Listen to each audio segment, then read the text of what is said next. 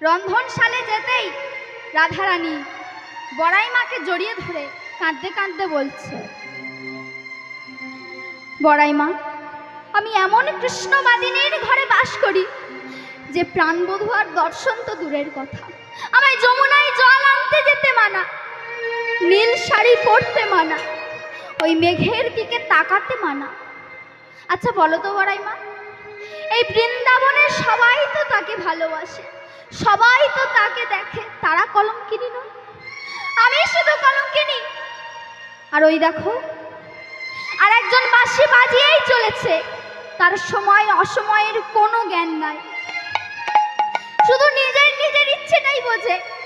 আমার যে কি জ্বালা যন্ত্রণা তা বোঝার কোনো দরকার নাই।